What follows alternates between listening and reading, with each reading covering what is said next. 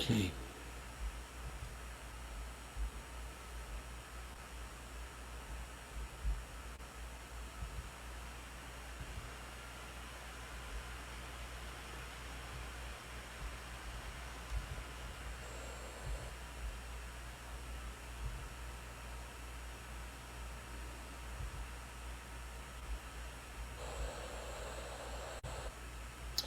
Back again. A whirring fan sound. Yes, it's the whirring fan sound again. Sorry about that.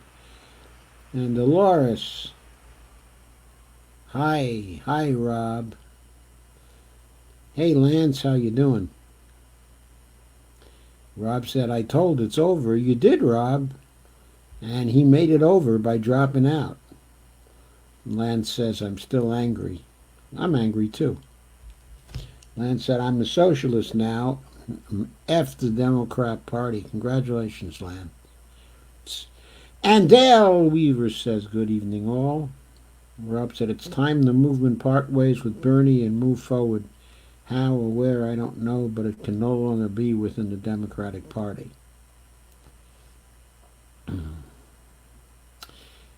I think that too. However, Nomiki Kant thinks a little differently, and she had a nice live stream today explaining her position. I don't think she's right, but I got to watch it again and see what I think. I didn't have time to pay really close attention to it.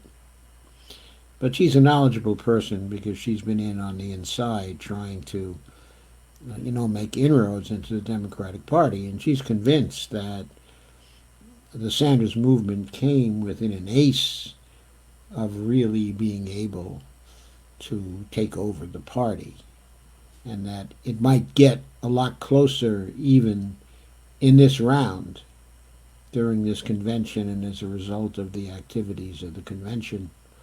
But we have to see. Anyway, Dolores and Susan and two others have joined. Barbara Wernick has joined. Kay Ryan has joined. Hey, Kay, how are you? Kay is back again, laughing out loud. Rob is, right now, I think the left is going to be in the political wilderness, do some real soul searching, do an autopsy to realize our failings and own it and devise a strategy and move forward. Yeah, I think we do. I think we have to own it and we have to see where our strategy went wrong. And I would suggest certainly two things. I don't think Bernie was aggressive enough in the South to try to convert people, and I don't think that he spent anywhere the time and resources he should have spent on old people like me, because, I mean, I know the folks I live around, and they just have a vast information gap between what they should have. Campaigning among them, teaching them about Bernie's platform and what it would do for them, would have gotten a lot of votes, I think. One says, I still recognize that MMT exists like AIR exists. AIR? What's AIR? American Institutes for Research? What's AIR? Lance, I don't know what AIR is. Lance says, I'm socialist but still very MMT. Yeah, there are MMTs who are socialists. Sure. And Sharon Anthony Connors says, Rob Rivera, Bernie has not dropped out. He's playing chess. Pay attention. Well, come on. Let's not have any more 11-dimensional chess. We had that going on in the Obama administration. What'd we get? Nothing. Lance said, this is like punting on third and long. I thought it was like punting on second. I don't know about chess, but in football this is a very bad move at this juncture. I think it's a very bad move when you want to win. When you have to win. We had to win. There was no more time. We had to win. Yes, we can try again in 2022 with Congress. We can try again in 2024 with the presidency. But the 4 years that would have been wasted, the additional 4 years that would have been wasted, will be very destructive years for the climate. Will bake in a lot of climate destruction coming down the pike that we can do nothing about. Rob says, it's over. You need time to grieve, and I understand, but we can't follow Bernie into the political grave called the Democratic Party. Yeah, I agree. I agree with that. We can't follow Bernie into the political grave called the Democratic Party. No, no. We don't suggest that. Kathy has joined. Lance says, you're old? Joseph M. Firestone, you still get around well. I am 81. I am fully 81. Thank you. I am at least 3 years older than Joseph R. Biden. Steve Wolfbrand says, hi. And Stephanie Smith UD has joined. Hello, Stephanie. And Lance says, AIR, we breathe. Oh, air we breathe. Oh, okay. MMT, air we breathe. Thank you. I thought it was American Institutes for Research. Because it was all capitalized. Rob Rivera says, I completely agree, Yoda. How the hell then put way more effort into the 65 plus demographic? I don't know. I don't know. I had a live stream actually pretty long ago. The first one was where I pointed out that Bonnie and I would make something like, what was it, 25,249 or 22,249?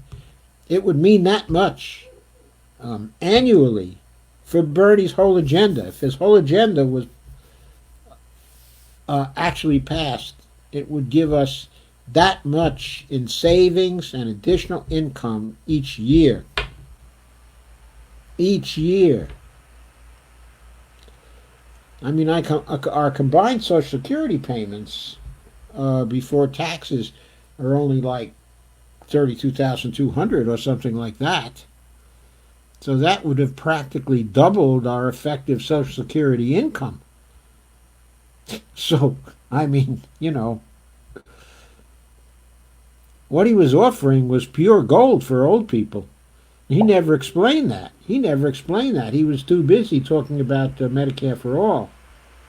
Oh, Lana will probably be joining us soon, hopefully. Rob says, I completely agree, Yoda. How the hell did we are? Yeah, I said that already. Okay.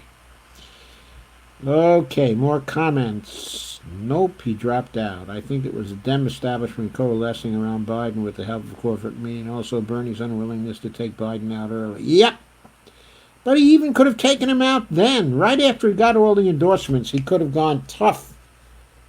He could have started showing. He could have taken big ads with all of these clips showing Biden screwing up. My camera's just gone south. I gotta go and adjust for it. My mic may be off for a second also. Excuse me while I fix that.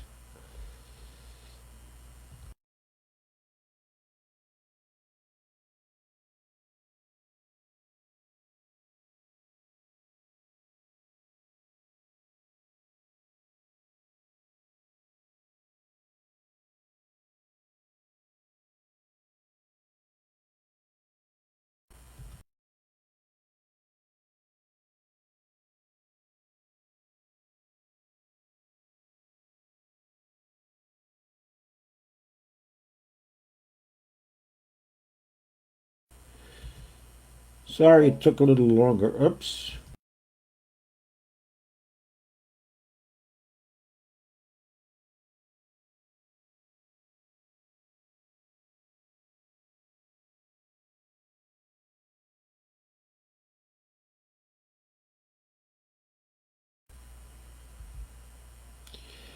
Okay, sorry it took a little longer that time to adjust it. I was in a rush, so I did something ham-handed. Okay, let's go look at some other news. And Stephanie asks, hey, guys, everyone hanging in there? I hope everyone's hanging in there. Steve says, sad to see so many people in denial. Bernie dropped out. There's no chess, no plan. He betrayed us. I don't think he has a plan right now either. I think we're all waiting to see what's going to happen. Barbara says, I'm not a game player, not understanding anything.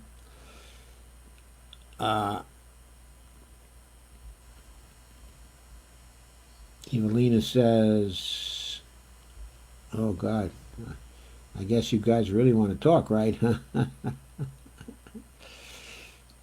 Sandy says, hello, Joe. Kay says, no Biden for me. Ronnie Sue Cam says, Bernie may be grumpy, but he's not mean. That's why he didn't take Biden out. It wasn't about being mean. I understand that. It wasn't about being mean. It was about contrasting his record with Biden's record and being honest about Biden's record. He owed us the truth about Biden's record. The whole truth and nothing but the truth. And he let people think that Biden did not have an egregious record by not calling attention to it. That was not entirely honest. Nobody wanted Bernie to be mean. We wanted him to be honest and talk about the record and compare things. It wasn't about being mean. It wasn't personal. It was about the issues. Sandy says, I was just on the People's Party page. They just talk, but don't say when, where, and how they're doing anything. Yes, I know. I was on their page earlier today, too, and I didn't see much of that either. I don't know what they're doing.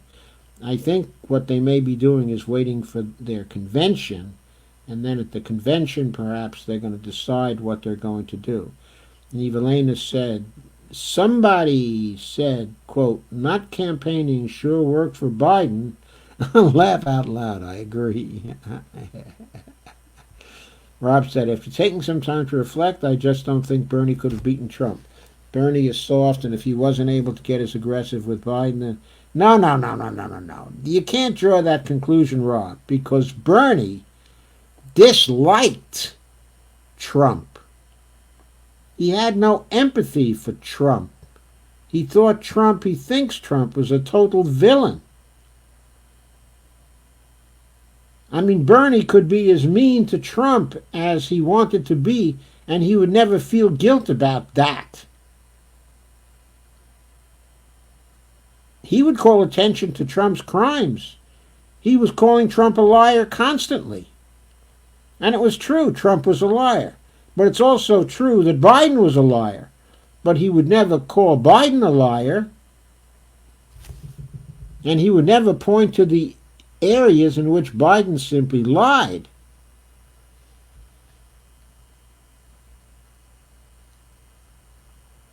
And Carmen, so is Bernie just sheepdogging for the DNC then? No, I don't think so. I don't think he was sheepdogging for the DNC. I think he wanted to win. He just wanted to win his way. And his way is not doing contrasts with the record of other people. He just didn't do too many contrasts even in the campaign. If you go back and look at it, he mostly focused on explaining what he was doing and answering questions and telling people why there was no problem about paying for his stuff. He wanted people to understand his platform. He wanted to understand what socialism actually meant for him. That's what he was trying to do. He hardly said a cross word to anyone in the campaign, to any of his opponents in the campaign. I mean, he might have talked sometimes fairly loudly. He does that. But he doesn't say...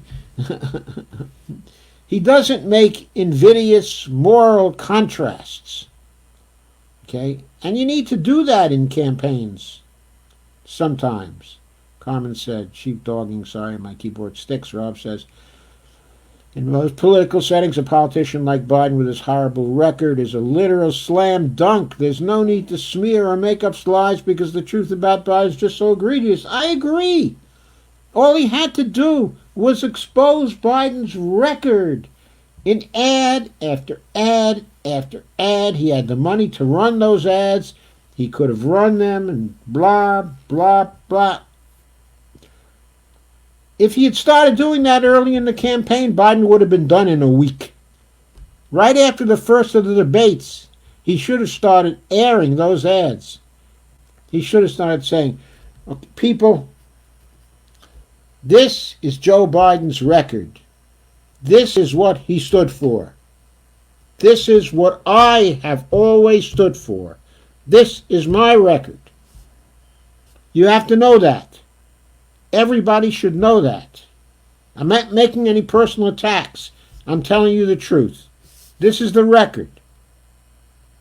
If you don't like it, okay, or if it's unpleasant, sometimes the truth hurts. That's the way it is. Kay says, Blue, no matter who people, Dems been giving me a lot of grief because I refuse to vote Biden. Screw them. Steve says, I'm going to lose a lot of friends too, but fuck Bernie. The only reason I have 3,000 friends was to support Bernie, so it's okay. Oh, okay. Are people angry at you because you're saying you're not following Bernie into the Democratic Party, Steve? That's okay. You can always come here because we're not following Bernie into the Democratic Party either. Then he says, I think the DNC would have cheated Bernie out of the candidacy anyway. Would have cheated Bernie out of the candidacy? They did cheat him out of the candidacy. What was all that machine rigging about? Dale says, I still love you, Steve. And Ronnie Sue Cam says, true. And Sandy Dick says, hi, Kay. And Rob says, just so angry that Bernie put his friendship with Biden was more important than what the country is facing. That's what Bernie feels is more important. He should have never used the language of existential rigged economy, the environmental collapse, etc., etc. Yes, he used language about how serious the situation was, that it was an existential crisis. But there was a great gap between the language he used about the existential crisis and the language he used to pursue victory in this campaign. Steve says, the DNC has Bernie's balls in a jar on a shelf. He's dead to me now. Okay. Okay, Steve. Kay says, hi, Sandy. Evelina says, so Bernie stopped campaigning. We all know it by heart anyway. Sandy says, exactly, Joe. Sandy Degg, that's a fact, says Barbara Warner. Doomed from the start. They stole my vote, those fucks. Can independents vote for down-ballot candidates in the general election? Sure, why not? And why not? I mean, party line voting isn't forced. You can vote for independent candidates as long as they're on the ballot. Steve sounds a bit miffed, Sandy says. Yeah, Steve's a bit miffed. Dolores says yes. Okay, while I go on to the night's subject matter, I want to remind you of something I failed to remind you of the last two live streams, which is, of course, please share as much as you can. And in addition, please share, like, and subscribe the video when it goes up on YouTube. And also, please go to my Patreon page at patreon.com/Joe_Firestone. Every once in a while, I would be very grateful for that. Okay, I want to look at some news which has appeared today.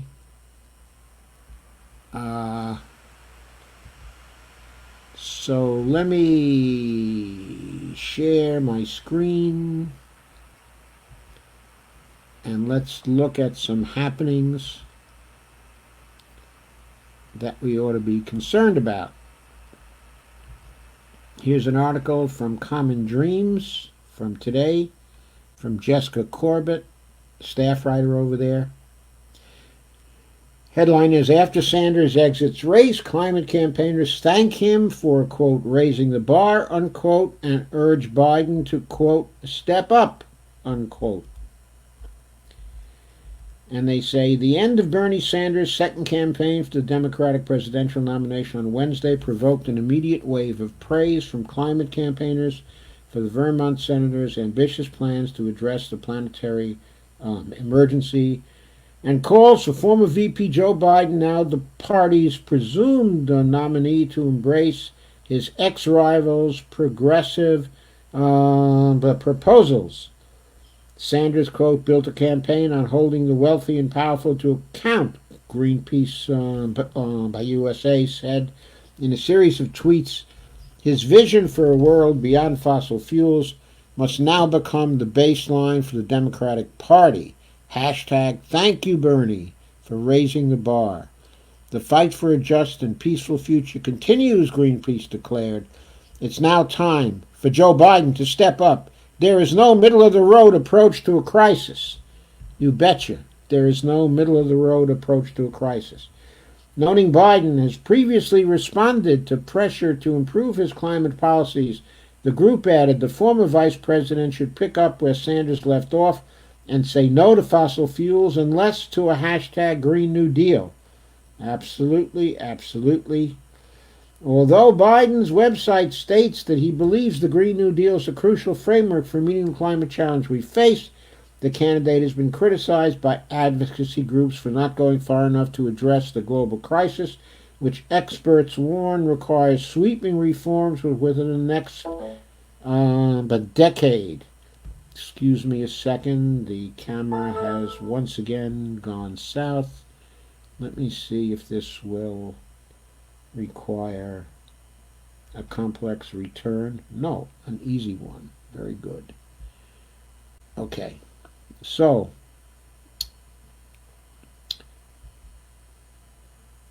of course, Sanders, by comparison, led the once crowded field in terms of climate policy, unveiling a Green New Deal plan last August that supporters called a game changer. It was. The senator topped various groups' climate scorecards, including rankings from Greenpeace and the Sunrise Movement, which endorsed Bernie in January. And there's a tweet from the Sunrise Movement. Bernie helped mobilize a generation, but the fight doesn't begin or end with him. We have plenty of work ahead of us, but we will rise to the challenge of building a movement that fights for us all. That fights for us all. But also a movement that will bring power to the people. We're not going to sugarcoat it. Our hearts are heavy, Sunrise spokesperson Araceli by Jimenez said in a statement. In Bernie Sanders, we had a presidential candidate whose visionary solutions, Medicare for all, the Green New Deal, paid sick leave, are exactly the policies we need to get out of the crisis we're living through now. Echoing Sanders' own comments Wednesday about winning the ideological battle, Sunrise said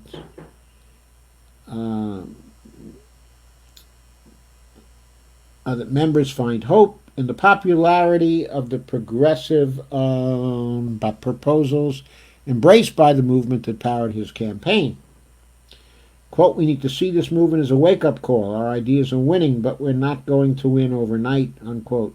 She continued, quote again, we need to recommit to the hard, long-term work of building a fighting force capable of taking on Wall Street, not just taking them on, but beating them, and the political establishment to win the change Bernie campaigned on.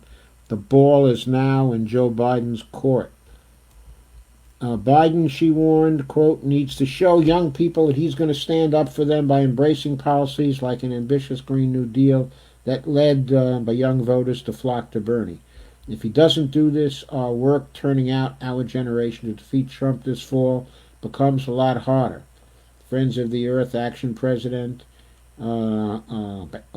Eric Pica also said in a statement that, quote, it is now up to former Vice President Biden to excite climate activists around the country by offering bolder solutions that protect people and the planet over greedy corporate interests.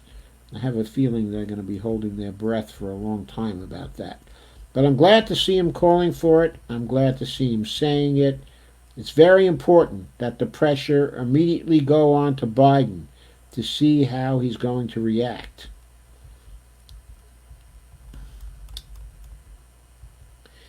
And Kamala Harris said, at Bernie Sanders is an extraordinary leader. From healthcare to climate change, his campaign drove the conversation around what's in the best interests of working families.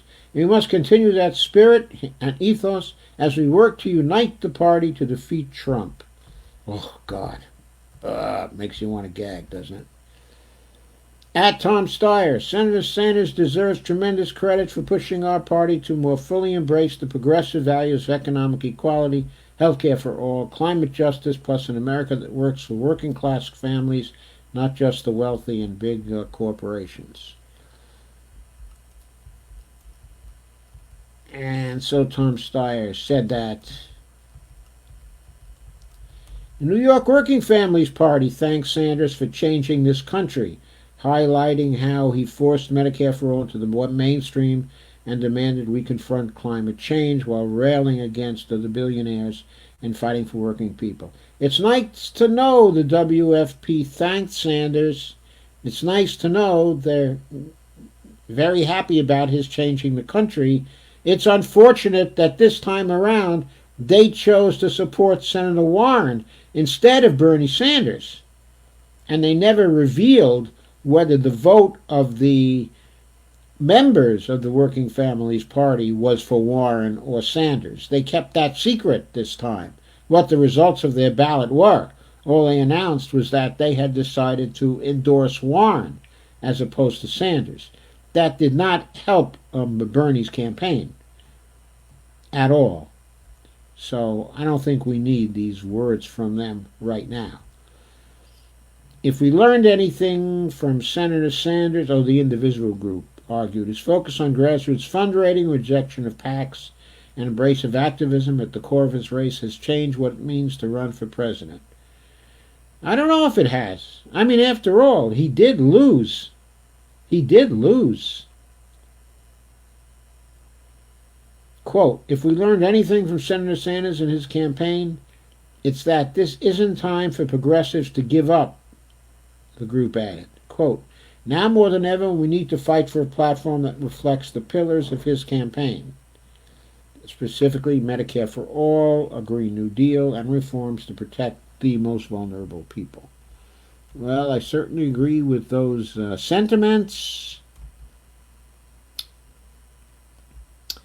Next, another article appeared today in Common Dreams. This one was by Andrea Germanos, and the headline is, quote, return to normalcy, unquote.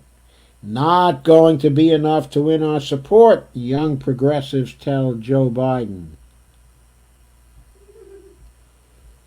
A group of youth-led progressive organizations on Wednesday released an open letter to former Vice President Joe Biden, urging the presumptive Democratic nominee to champion the bold ideas that have energized the younger voters. The new letter, signed by a coalition of 8 youth movement leaders, including Alliance for Youth Action, March for Our Lives, Action Fund, and the Sunrise Movement, was released the same day Senator Bernie Sanders announced the end of his presidential campaign, and just as Biden responded with a statement in which he appealed to Sanders supporters, saying, quote, I understand the urgency of what it is we have to get done in this country, unquote, and vow to defeat Donald Trump in the general election. That's not the kind of vow we need to hear, Biden. We know you want to do that in the general election. That's not what you have to vow. But to realize that victory and win them over, the groups wrote, Biden still has a lot of work to do. For one thing, quote, it is clear that you were unable to win the votes of the vast majority of voters under 45 years old during the primary. This is a cohort, quote, poised to play a critical role deciding the next president, unquote. The groups grounded their demand in recent history as they called on Biden to recognize why much bolder policies are necessary. Quote again, we grew up with endless war, skyrocketing inequality, crushing student loan debt, mass deportations, police murders of black Americans, and mass incarceration, schools which have become killing fields, and knowing that the political leaders of today are choking the planet we will live on long after they are gone. We spent our whole lives witnessing our political leaders prioritize the voices of wealthy lobbyists and big corporations over our needs. From this hardship, we've powered a resurgence of social movements demanding fundamental change. Why would we want to return to normalcy? We need a vision for the future, not a return to the past. Unquote. Right on, guys, right on. Right on. There was more of that. Okay, of course. And the letter also demanded that Biden adhere to personnel guidelines that would show he understands that the corporate grip on the Democratic Party must be loosened. Quote again from the letter, commit to appointing progressive elected officials who endorsed Bernie Sanders or Elizabeth Warren as transition co-chairs, such as Representatives Ro Khanna, Pramila Jayapal, Ayanna Pressley, or Katie Porter, the letter says. The groups also called on Biden to vow to have no Wall Street executives or corporate lobbyists in his cabinet, and to create a task force to exclusively focus on issues unique to young Americans. Following through on the prescriptions, the groups assured Biden won't represent some fringe approach. Quote, calling for solutions that match the scale, scope, and urgency of the problems we are facing is not the radical. If nothing else, this movement to crisis should show that is the pragmatic thing to do.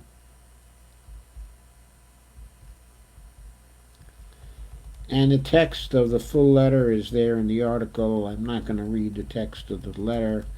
I leave it to you to read it.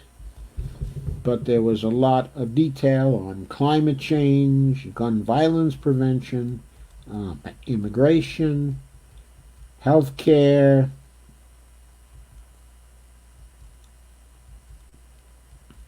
also criminalization, education, wealth tax, foreign policy, democracy, in which they call for support the elimination of the filibuster and expanding the Supreme Court, call for the adoption of strong anti-corruption reforms laid out by Senators Warren and Sanders, champion a voting system that works for all Americans. Every citizen should be automatically registered to vote, get to cast their ballot in a secure, accessible way that fits their needs, and never have their right to vote taken away for any reason. Get big money out of politics and make the passage of H.R. 1 a top priority. And they had a lot to say on personnel.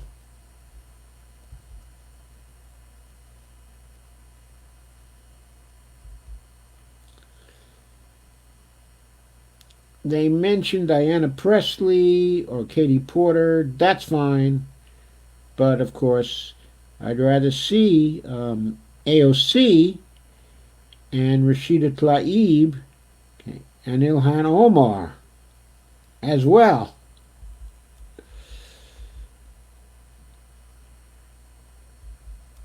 Anyway, there's a lot more in the letter.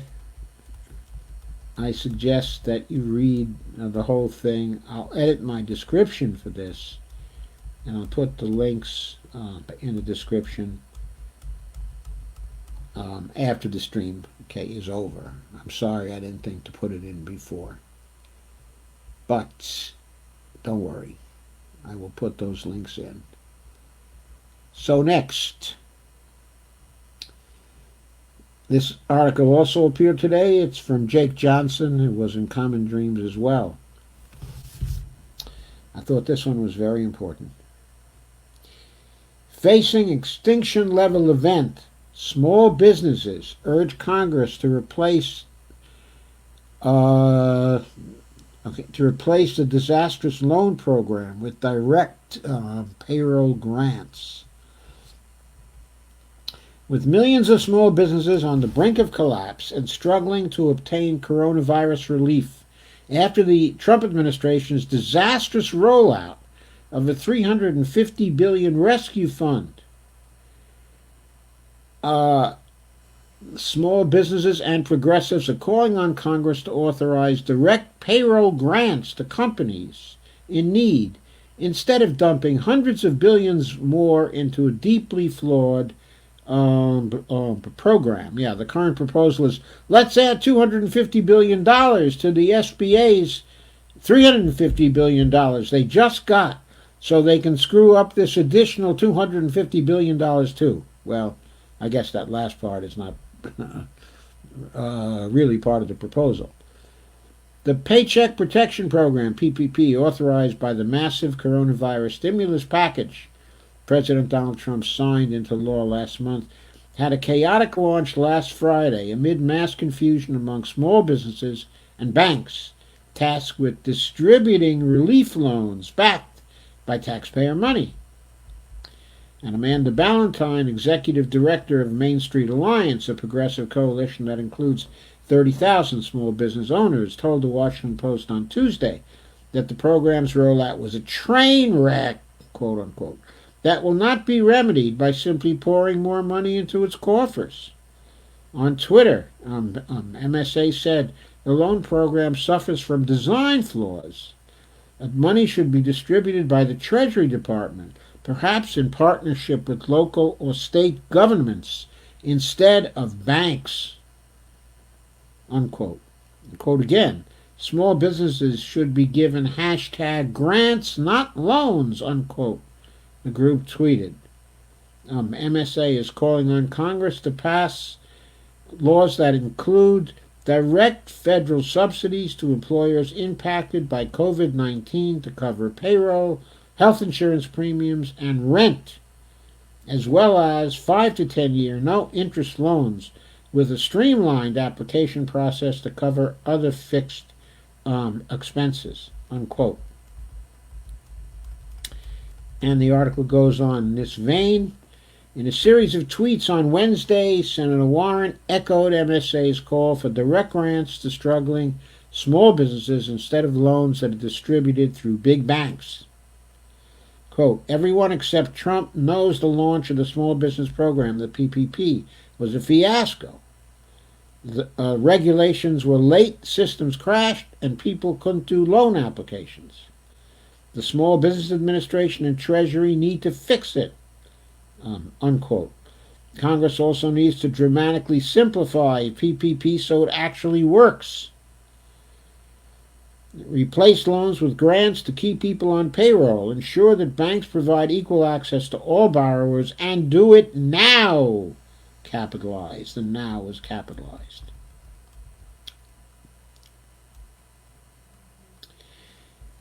With PPP rapidly running out of money, even as many small businesses said they have not received any funds, Treasury Secretary Mnuchin on Tuesday asked Congress to authorize an additional $250 billion to replenish the program, which is open to businesses and nonprofits with fewer than 500 employees. In a joint statement Tuesday night, House Speaker Nancy Pelosi and Chuck Schumer signaled they would approve the additional small business funding if the legislation also includes more money for hospitals, state and local governments, and supplemental nutrition assistance programs, SNAP. Trump said Tuesday the SBA has processed more than $70 billion in loans from more than 225,000 businesses that have applied for relief. But as Bloomberg reported, quote, that amount hasn't been given to firms yet, but rather is the value of loans SBA has registered and guaranteed for lenders to complete the process and disperse the funds, unquote. Not fast enough, folks. Go to Rashida Tlaib. She will tell you. Provide the people with debit cards, preloaded debit cards in the amount of their loans. End of story. Debit cards filled with the value of their loans. Send it to the address of the business. That's it. That's what you got to do. If the businesses apply, they're leaving an address. See what their address is. Send them the debit cards. In a tweet last week, Alexandria Ocasio-Cortez accused the Trump administration of providing concierge service for big businesses seeking bailouts while forcing small business owners to jump through unnecessary hoops. And AOC says the $500 billion to $4 trillion slush fund for Wall Street was almost immediately available, very liquid, and practically comes with concierge service from Treasury. The $350B for small business is slower, with more strings and less liquid. Ease of capital is baked in inequality too. Ease of access to capital. Michael Grunwald said, my wife spent the morning trying to apply for the small business thing, and oh, this is going to be a cluster. And he didn't mean a cluster, folks. Since PPP's launch on Friday, social media news reports have been brimming with anecdotes from small business owners who say they have struggled to navigate the program as they desperately seek assistance to cover payroll costs in the middle of the coronavirus pandemic. And Heather Long, a small business owner in Michigan who voted for Trump, you fool you, texted me that he called SBA today and was caller number 17,651 in line. He applied for an emergency SBA grant, the $10,000 EIDL, 2 weeks ago. No dollars yet. No unemployment money yet. His big SBA loan app hasn't gone through yet. Right now it's just a waiting game, said Adam Rammel, co-owner of the Brew Fontaine restaurant in Bellefontaine, Ohio. He said this to the Wall Street Journal. We don't know when that money is going to hit, said Rammel. Warren on Wednesday urged Congress, the Trump administration, to listen to the concerns of the small business community and take immediate action. If anyone has any doubts about what needs to be done, just ask some small business owners, Warren tweeted. Millions of them have been put through hell over the past 2 weeks as they scramble to try to get access to the money they desperately need. Unquote. So, these are some of the realities of today in the wake of Bernie's suspension of the campaign, in the wake of that particular suspension. The fight goes on. The world goes on. Small businesses and people need money, not PR, and not more bureaucracy. And not more bureaucracy. That's what's necessary. That's what's necessary. The money has to be freed up. It has to get to people. It has to get to people. The best way to get it to people is with these debit cards. And the best way to ensure those debit cards are filled is congressional appropriations followed by the minting of platinum coins to fund however many trillions of dollars, however many trillions of dollars are needed to get people to get money to the people and the small businesses. And Barbara says, fuck businesses, people are dying, can't eat, pay rent, can't pay their utilities. And that's true, Barbara, but it's also true that these small businesses are comprised of people, and people work for the small businesses. And the small businesses need payroll covered because the people need to keep attached to their jobs.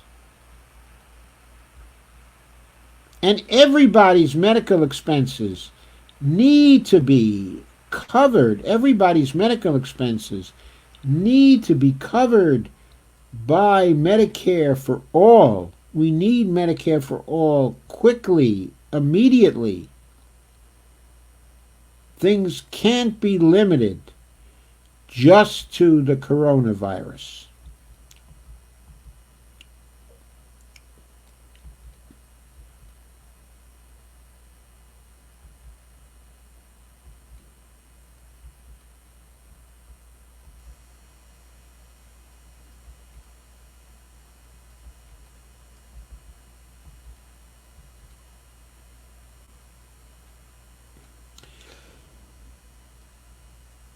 Okay, I'll go over some of the rest of the comments now. Steve Wolfbrand said, I really would like to go back to all those houses I canvassed, okay, and apologize. Steve said, I am.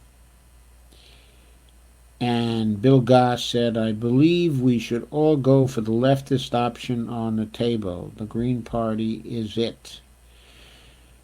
Well, maybe. We have to see what the latest platform is of the Green Party, because the Green Party takes their platform seriously. If they ever got into power, we'd see that platform going down. That's true. But we have to see what the Green Party is up to. Most of us have only been paying attention to Bernie's campaign because it seemed like he was so close until just a few weeks ago. Carmen says, so how does Bernie unsuspend his campaign and come back like a wrecking ball? He can unsuspend his campaign at any time. I mean, all he has to do, okay, is get on and say, I'm unsuspending my campaign. From now on, I am running actively again for the nomination. I'll be live streaming every single night. As soon as I can get out there campaigning in person, I'm going to be campaigning, okay, in person. Yes, Bill Goss says he just has to declare it. That's right. Barbara said, Barbara Wernick said, I feel so bad for the canvassers. They worked so hard. We had so much hope. Thank you for all you did. It gave me great hope, and I am forever grateful. And Rob says, Joe Biden, step up. Yeah, okay. The rich will be telling him what they're going to do, just like what happened with Obama, and for Joe to shut the fuck up and do as you're told. They don't even have to ask him to shut the fuck up. He doesn't want to talk. He doesn't want to talk. He's afraid of making a fool of himself. If he has the capacity to comprehend anything by November and speak when spoken to. And Sandy says, I'm hoping Biden does something unforgivable before November. It should not be hard for him. We need him to do something unforgivable before the Democratic convention.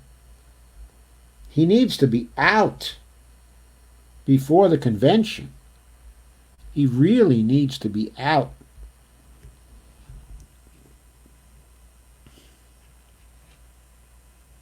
Carmen says, Adolf Twitler, who's that, signed an executive order to approve mineral mining on the moon today.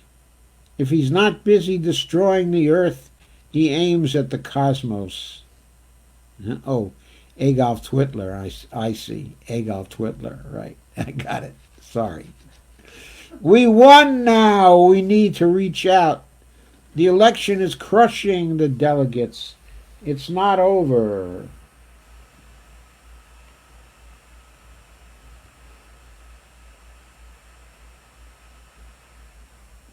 I just got a note from Barney that the National Health. The public health officials are saying avoid trips to the grocery store this week and also next. I don't know if we can totally avoid trips to the grocery store this week and next, but we can do, we've already taken our trip for this week, so we don't have to go this week. So all we have to worry about, okay, is next week, and we may not have to go next week either. But surely it's got to depend on the size of the grocery store and the people, the number of people we may encounter there.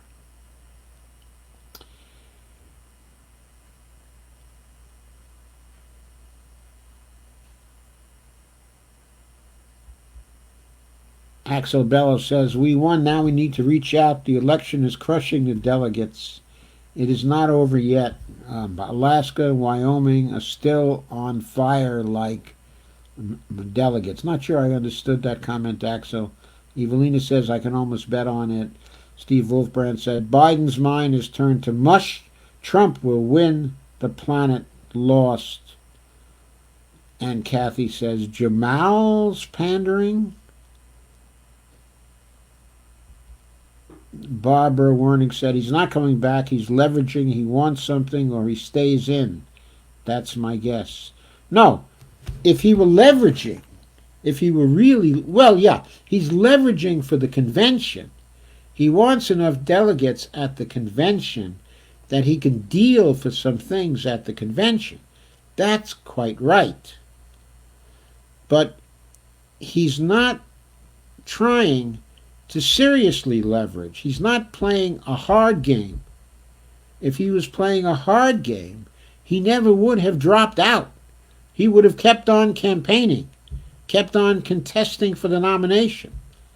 In my view, he should have done that.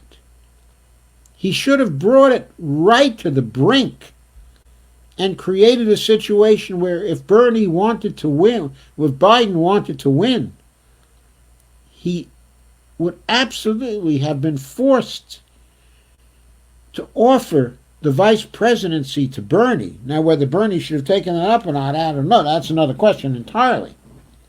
But stranger things have happened. The point is, the nominee of the party, when forced to the wall, will do unthinkable things.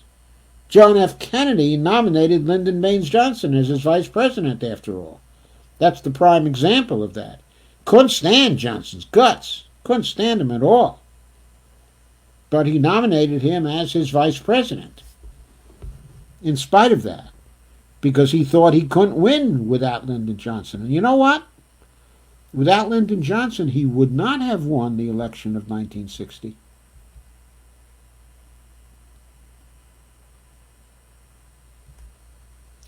There it is. And Nixon would have been president. Of course, Kennedy wouldn't have been assassinated then. But a lot of history would have been different, right? Evelina says, Biden won't withstand the pressure. It's our job to keep pushing. Bernie's still in the wings. I agree. We got to keep on pushing. That's why I liked it when those groups came out and immediately started pushing Biden. Immediately started pushing him. They're pushing him towards Sanders' platform. They may be pushing him towards Bernie himself. Sandy says, I plan to vote for Bernie in the primary. It ain't over till it's over. Right, I agree, Sandy. It ain't over until it's over. But from our point of view, we do have to get cracking building an alternative framework. You can't be ready for 2020. But we've got to have it ready by 2022 for down-ballot elections and by 2024 for the presidential. We got to be ready with an alternative framework. If the Democratic Party doesn't go our way, we got to kill the Democratic Party. I know I keep saying that. I do keep saying it. Steve says, Bernie should give us refunds for all those donations. Well, the money, I think, has been spent. I think Bernie has something like 19 million cash on hand right now. He hasn't been fundraising now for almost a month. If he was raising money during that period of time, he probably would have 50 to 60 billion on hand right now.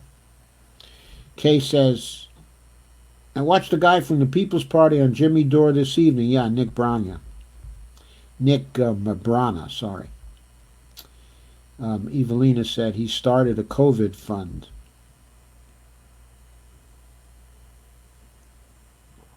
He started a COVID fund.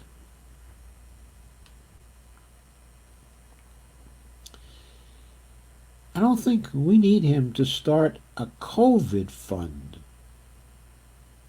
We need him to start a fund to pressure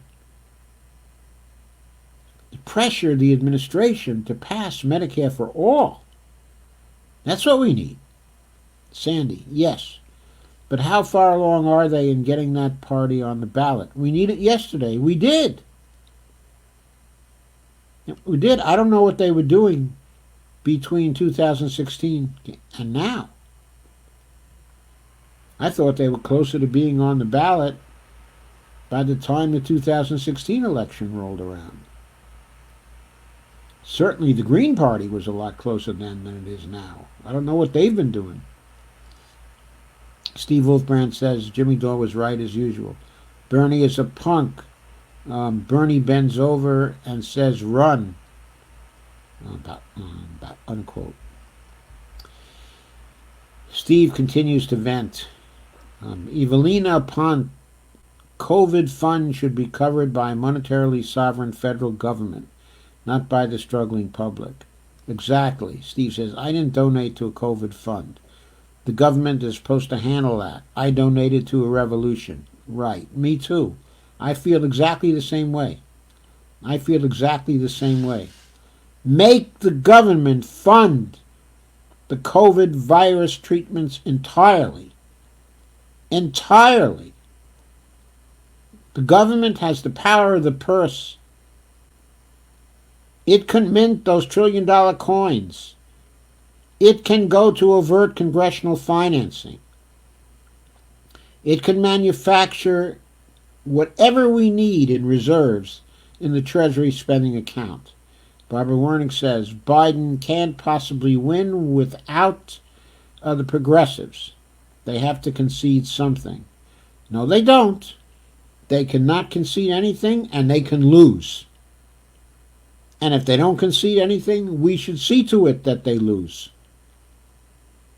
We should absolutely see to it that they lose. Kay says, I know, but it never happens that quickly in this country. Maybe 2024 if we're lucky. I'm willing to listen if nothing else, as I'm all done with the Dems at this point. Evelina says, I agree, but Steve is suggesting refunds for donations to Bernie. That is what I'm responding to. Kay says, I know how you feel, Steve, but it's time to move on now. Catherine Tokarska says, no money has come yet, no word on when. And Carbon Muniz, I agree. Evelina says, but Steve is getting refunds for donations. That's what I'm responding to. Barbara Wernick said, even Trump is saying he'll promise infrastructure, not a passionate, a progressive item, but an effort. What are Dems offering? Well, Pelosi is, infrastructure is popular with Pelosi and Schumer too. They don't understand. People need money now. Now they need money. The infrastructure might not even be shovel ready. If it isn't shovel ready, there's no money flowing from it. Kay said, I love Bernie, but it is his policies we need to fight for now, however we can. We do need to fight for them. And more. We need to fight for Rashida Tlaib's latest policy. With one amendment, we got to make that $1,000 a month basic income a $2,000 a month basic income for the duration of the coronavirus crisis, and as she says, 1 year beyond that. Catherine Tokarska says the bank rep, while caring, seemed confused and couldn't say much. He was also busting his butt, answering many, many calls, and walk-in guy doesn't get paid much. Pencil pusher, I know. Catherine says, if I don't get the PP money by May 1st, I'm screwed. I understand. I asked the bank rep, no money has been dispersed. Yep, Catherine, we need those debit cards, loaded debit cards. Barbara says Bernie's policies are dead. We have to fight for something, anything. We have to fight for Bernie's policies. If we fight for Bernie's policies, we'll get something. If you fight for something, anything, you get less. Catherine said, all they did was take my application. How kind of them. Steve says, nobody worked harder for Bernie than me. I walked the streets, knocking on doors, rallies, sent money I couldn't afford, countless hours on social media. Yeah, I know how that feels, Steve. I know how that feels. I didn't work harder than you, mainly because I'm a lot older than you. But if I'd been your age, I'm sure I would have done exactly the same thing. But I did spend a lot of time on social media, and we did send money we couldn't afford. And if he'd stayed in the race, we still would have sent more. We would send more for as long as he'd wanted to stay in the race. All we wanted him to do was stay in. Kay says, Bernie's policies are very much alive and need to be fought for. Absolutely. Evelina, Carmen says to Evelina, oops, sorry, that's what I get for dipping in the Kool-Aid and not knowing the flavor. Stephanie says, no, they really aren't. I'm not sure what that refers to. Catherine Tokarska says, all I am eligible for under PP is like $4,500, but it is better than nothing. Pittance for them to pay out to me. All of it would go for absolute basic necessities. It is a pittance. It is a pittance. And small loans like that certainly could have been dispensed through debit cards or wires, just wires. I mean, the Treasury spending account can send wires. Why get the frigging banks involved? Why get the banks involved at all? Have the Treasury do it. Sandy says, maybe AOC is someone who we can put our hopes in, okay, or Roe. If you're talking about for the future, what I suggest we do is we build that alternative party framework.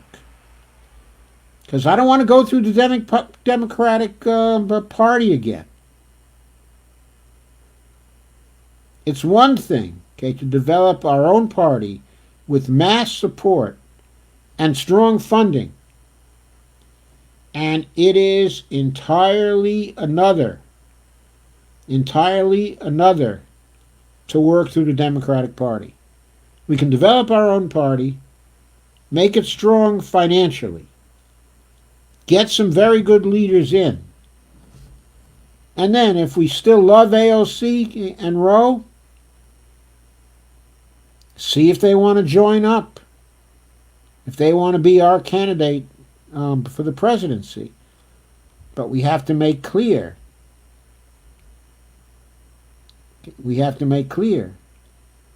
That it's our party. It's our platform. Okay, it's our agenda. They're welcome to enhance it if they want. But I've been through a process like this twice with Bernie Sanders. I don't want to go through it again with somebody else who's going to crawl away with their tail between their legs back into the warm embrace of the Democratic Party. I'm sorry. Catherine says, exactly. Waiting to hear back from bank. I applied for food stamps as backup. 10-day waiting period to get interview, and you better not miss their unrestricted call. Okay, Evelina says, haha, that wasn't Kool-Aid. Laugh out loud. Barbara says, fuck businesses. People are dying. Can't eat, pay rent. Utilities, right. Get money to people and small businesses. Milana says, my chiropractor said he went to apply and the window online was closed within 24 hours. Yeah, my chiropractor is opening up again next week.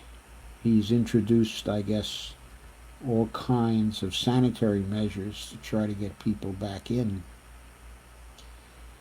But I think, maybe this week or next week, I think maybe it's too soon. We haven't hit the peak of this yet in Loudoun County. Wondering if I should apply for an SBA disaster loan as well. Confused if I can apply for both. I don't know offhand. PP is at least partially forgivable. The other is just a loan. But will we be able to pay the loans? That's the question. The interest rates on the loans, okay, are the question. Be careful taking those loans. The government will take your house or business on a technicality. Ask by Graham Elwood. He lost his condo in 2018. Oh dear, I thought he lost it in 2010, Steve. Lana says, that's not fair, Barbara. The dollars is for the workers. Catherine said, exactly, Lana. I camped outside the bank and walked in. No online access. Kay says, can't trust the damn banks for sure. It's not even so much about trusting the banks. It's another bureaucracy step. Send the money from the Treasury to the individuals. That's what needs to be done. No extra bureaucratic steps. Not the money going 2 or 3 steps down the line to finally get to the people. That takes too long.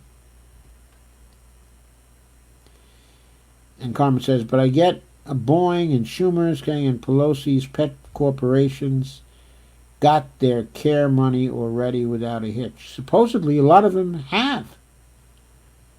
That it was very easy for the large companies to tap the $4.5 trillion loan fund. And Steve Gonzo says, no time, U.S. For real. Well, now it's just hashtag big U.S. I'm still going to vote Bernie Sanders in hashtag Ohio for the delegates. Who knows? Maybe hashtag still us can drag him across the hashtag finish line. Weekend at Bernie's style. Oh, sorry, I forgot the hashtag on that one. Evelina says, how are they dead? More relevant than ever. How are they dead? Steve, says Catherine, potentially true. They're dischargeable in bankruptcy, though. Everybody's thing is different. I don't own anything, so Catherine says, yeah, I wish I knew Graham back then. I'd advise him differently. Doc, Bernie's still on the ballot. Are you suggesting game over for Bernie? No, I don't think the game's entirely over for Bernie. He's still on the ballot. He only suspended his campaign. He hasn't ended his campaign. He can still raise money. If he wants to raise money, if he wants to solicit money, not for charities, not for other charities, but if he wants to solicit money for him to continue his run, we're happy to have him do it. He can unsuspend his campaign, okay, at any time. But he can still, in the present situation, he can gather delegates, he can get votes, he's still on the ballot. It's not entirely over for him. But what he's saying is, he's not competing against Biden now. That's what he's saying. It's pretty much what Richard wanted him to do yesterday. Except that Richard was a little fancier. He said Bernie should make an announcement that he's not going to drop out. He's staying in the race. But he's not running to win anymore. He's running to spread his policies and his ideas. So he's not running against Joe Biden anymore. That's what Richard Eskow wanted him to announce. So he didn't quite announce that. He announced and said he was suspending his campaign, but in effect, there's very little difference between those two. Stephanie Smith-Udy says, I'm fighting for progressive issues, not Bernie's. It's a huge letdown. He suspended his campaign, but I've stayed in the movement for the issues and will continue supporting progressive ideas. So long as this movement goes on, Bernie's policies aren't dead, Barbara. That's right. I agree, Stephanie. Catherine Tokarska says, honestly, Biden might expire. My friend's mom declined quickly at one point. He is in later stages of the disease. Wow. Phew.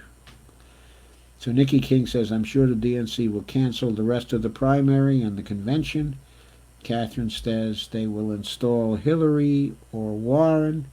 Ronnie Sue Camp says, Dr. Joe, if Joe did self-destruct, do you think the DNC will pop someone else in his place instead of simply recognizing Bernie?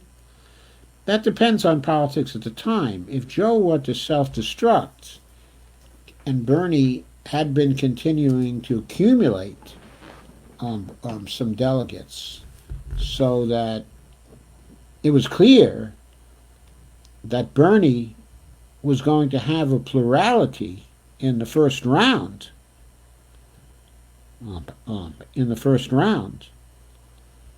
then I think they would have trouble going to someone else. But it all depends on when Joe self-destructs and how seriously he self-destructs, and how quickly the word gets around that he's self-destructed. In other words, the polls have to start showing that Trump's ahead by 15 points because of the idiot statements Biden is making and because of his inability to string together coherent sentences. If that begins to look like the situation, say in about a month,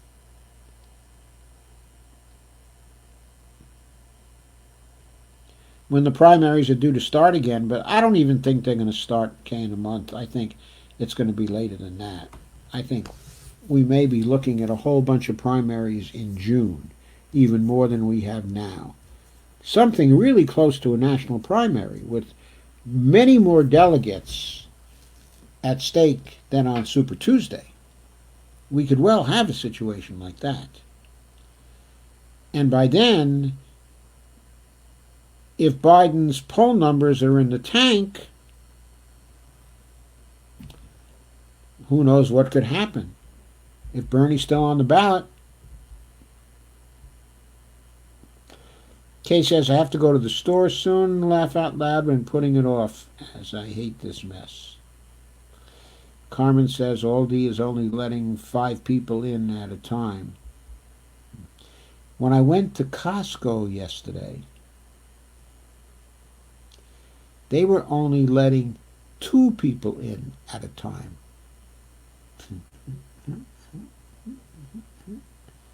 Trader Joe's was letting only 2 people in at a time. Oh, there were more than 2 people in the store. Okay, but what they did is they started out by filling the store with the number of people they wanted to put in the store. It didn't look like there were more than 15 to 20 shoppers in at once at, Trader Joe's in the whole store.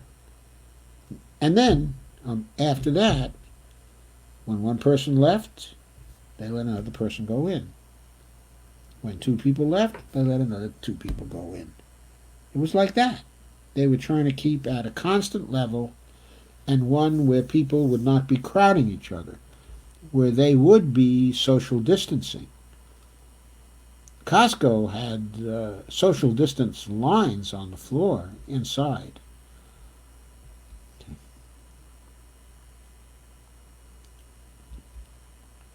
But Evelina says, I don't see it, but maybe you're right. Nikki King says, yep, the party needs to die. And we're the ones who can kill it. If we don't vote for them down ballot, we can kill it. If we vote for third-party candidates, we can kill it. If we vote in the primaries, we vote against the incumbents in the primaries, and vote for the challengers. We can change the Democratic Party. Carmen says, how do we stab it, the DNC, with our steely knives so we can kill that corrupt neoliberal beast? Well, okay, I told you before, you have to kill the incumbents in the primaries as much as you can. And if they get through the primaries, you have to kill the incumbents in the general. And the way you do that is by voting third party, or by voting for their challengers if they don't seem absolutely awful and Trumpian. But you have to vote against them. You can't just say, I'm going to vote for the lesser of two evils. If they've been evil, they got to go. We've got to vote based on that principle. Okay, Lana says, I think it will be Cuomo. It can't be Cuomo till the second round. Not till the second round. If they want to bring in Cuomo or somebody else, or Gavin Newsom, it's going to be in the second round. Kay says, no Cuomo for me either. He's a damn jerk corporate Dem. Who's not a damn jerk corporate Dem? Every one of them is damn jerk corporate Dem.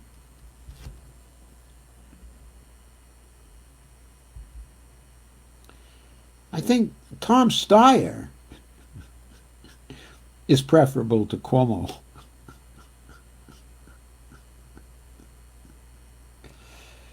Okay, Nikki King says, oh, and by the way, Jay Inslee would be better.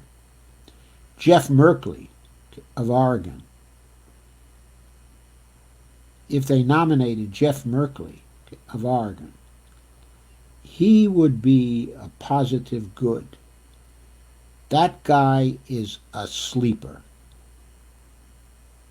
He is almost always on the right side of the question.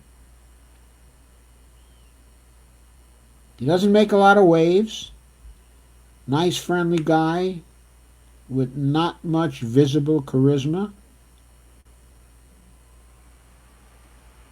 But he's on the right side of almost any fight, quietly, without fanfare.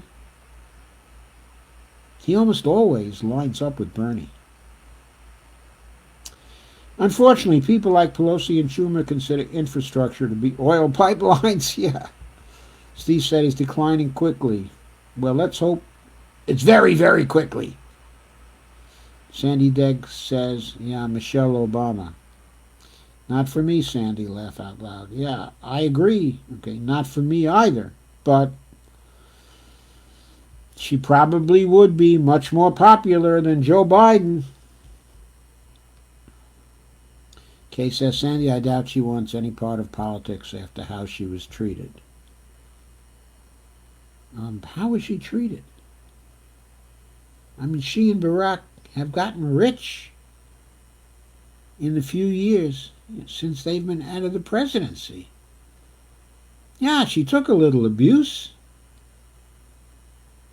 But now she's way, way into the 1%. I mean, Barack and Michelle are family people. It's about them, not us. She took a little abuse, but they got rich.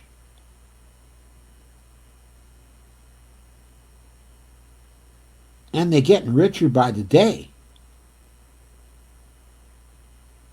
And Barack wanted to keep that going. That was one of the reasons why he wanted to get rid of Bernie. Axel says, Steve Wolfbrandt, you've done your job. Go back and explain to them and have them continue supporting the candidacy. Sandy Degg, first one president. I think she'd go after that dangling carrot. She might. She might. Carmen says, I guess you couldn't qualify for emergency expedited food stamps. Try microloan pages like Kava. I think that's the name. Steve Wolfbrandt, yes, said Catherine. He has the same absent look. If you haven't been around people with Alzheimer, you recognize the confused, empty look. Catherine says, oh, Lanadell, oh, cripes. Barbara Wernig, I can't do it. Carmen says, Mob? Just kidding. Steve says, my mother died of it and he's got it. I know the signs. 3 months can change everything. Lana says, my chiropractor office smells like bleach and they're wearing gloves and have air purification all over. Yeah. Probably my chiropractor's like that too, but we haven't been in there for a few weeks now. We've been able to stay out of there, which I think is a good thing right now. Kay says, well, I'm out of here for tonight. Thank you all for the great discussion. Stay safe and well, and we'll talk soon. Yeah, I think I'll be on here tomorrow night. I'll see. It depends. If the Movement for a People's Party has a call tomorrow night, I might decide to take that in. If I do, then I'll probably go on Friday. Evelina says, stay healthy. And Lana says, SBA is a bitch with placing liens. I know how they operate. They cross-collateralize their loans to everything you own. Wonderful. Wonderful. Good way to go bankrupt.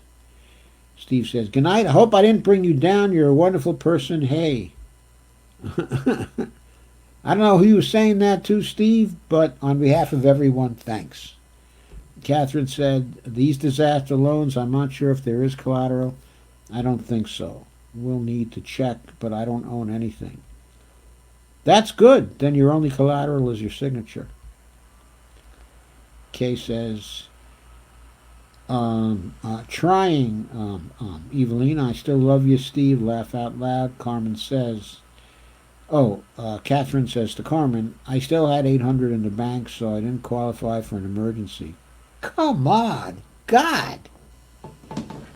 Now, Rob Rivera. Who is Richard? I keep hearing this name.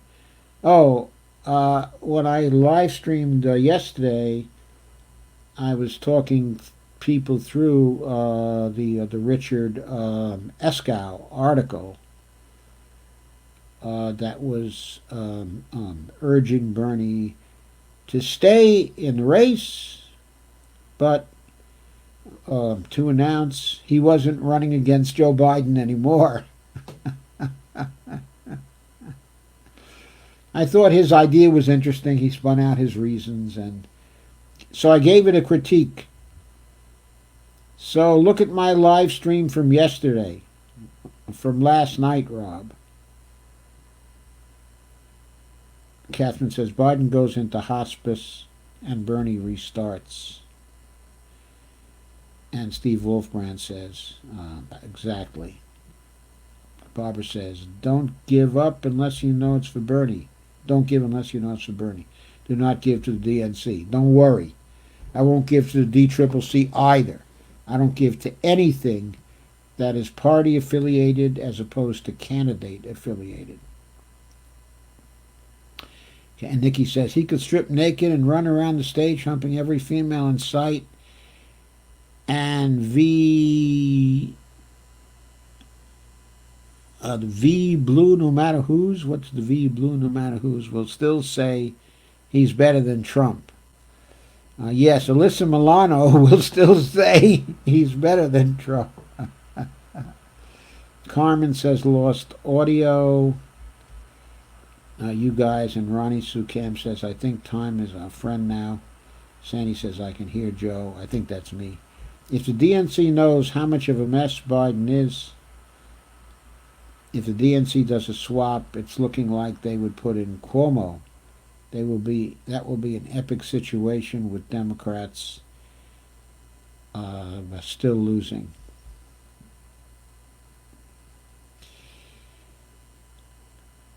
I don't know. Cuomo's a tough SOB. He is a tough SOB. He has a lousy record. Trump will drag him on the record. Okay. But Cuomo will pull every dirty trick in the book against Trump. He's going to run Trump through the ringer in so many different ways, so many different times. And he'll see to it that those prosecutions in New York State against Trump proceed. I mean, Trump is...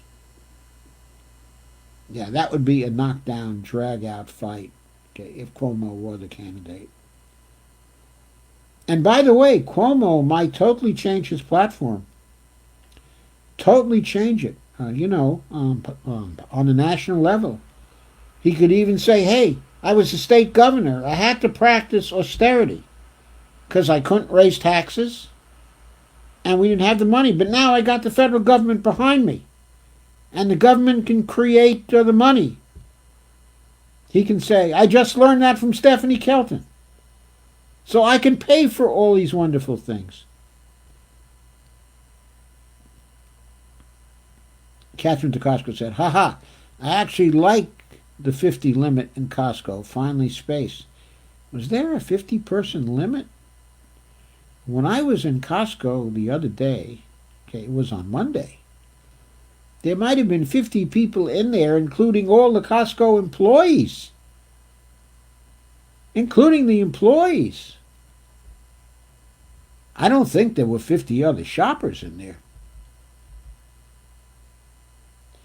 Richard Escow of Social Security Works, very nice gentleman. He has a YouTube channel too.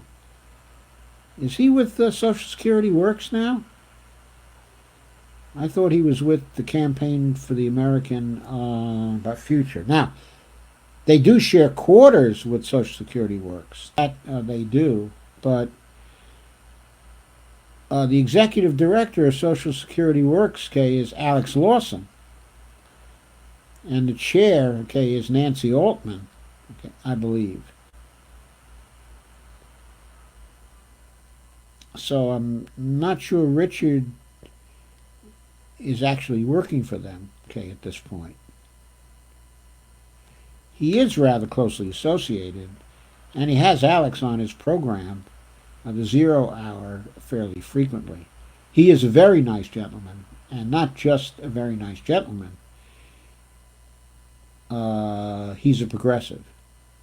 He is quite progressive, and he's friendly to MMT now too. And he's appeared at some of the conferences that Stephanie has set up as well. Barbara Wernick says, "Yup, the players vote against the devil, know the devil." Catherine Tokoska, "Make sure you read the fine print," says Lana Dell. Lana Dell says, "That guy blocked me on Twitter," says Rob, "because I was going after him for continuing to talk like a neoliberal about needing to raise taxes, etc." How long ago did he do that, Rob? How long ago did he block you on Twitter?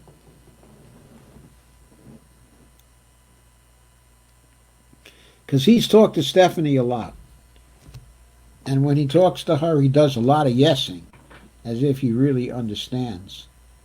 I think he only recently had her on his program again, just a few weeks ago, if I recall correctly. No, they've been friends a long time. Of course, but Bernie Sanders also continues to talk like a neoliberal. So, I mean, one goes to Bernie Sanders' platform, and he says, "Here's how I'll pay for everything." And there it is. It's cutting spending and raising taxes. And no mention of how he's really going to pay for everything. Lana says, "I have no interest in Michelle Obama." Well, none of us have any interest in her. However, they may be trying to cram her down our collective throat next. Stephanie says, "Good night, folks." Trump says, So Rob said Trump is already going after Biden for not all being all there. Yes, I know. And now he's going to redouble. Rob says, the cynical side of me feels like the Democratic establishment is laughing at the people for voting Biden and telling each other, I can't believe we pulled this off. We got people to vote for someone who's got Alzheimer's, unquote. Yeah, I know. And Steve says, Obama was our first gay president and Michelle is a man. Steve. But she's a man with two lovely daughters.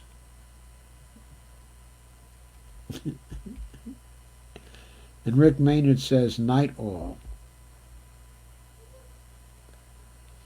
And Steve says, there's nothing wrong with that. The girls aren't really genetically theirs. Come on, Steve. Catherine Tokarska says, but Cuomo was clever and well-spoken. Lana says, Cuomo would be able to combat Trump far better than Biden, but I still don't like him. Same here. I don't like him either. But he would be able to beat Trump. And Rob said, and Lana asked of Rob whether it was Richard or the SS Works Twitter. Because, yeah, I think the SS Works Twitter feed is probably run by Alex Lawson,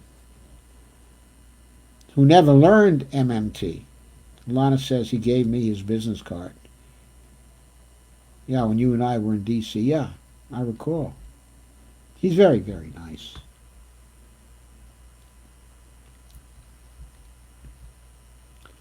The first time I met him was on a conference call way back in 2009. It was a Medicare for All conference call.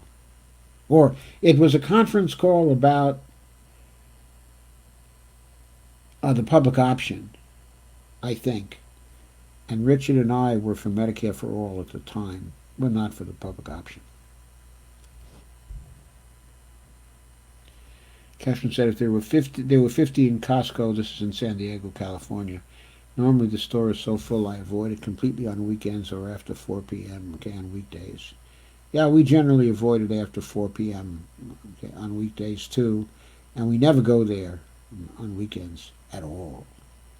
At all. Our store is in Sterling, Virginia. There's also one in Leesburg, Virginia, which is fairly close to us. And there's yet another one which is in Chantilly, which is also very close to us. We are sort of surrounded by Costco's. Rob says, if they pick Michelle, then that means Obama will get a third term. I don't know. Maybe it's Michelle who will get the third term.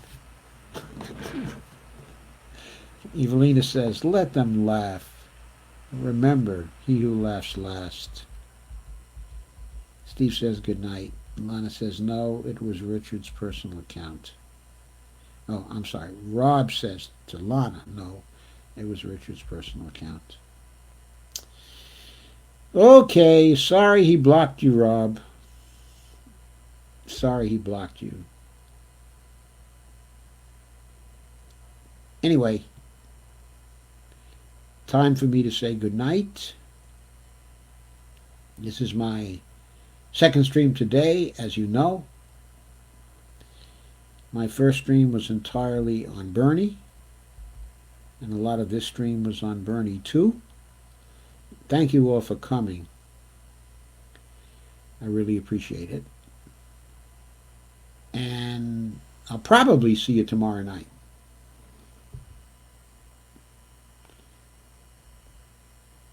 Good night.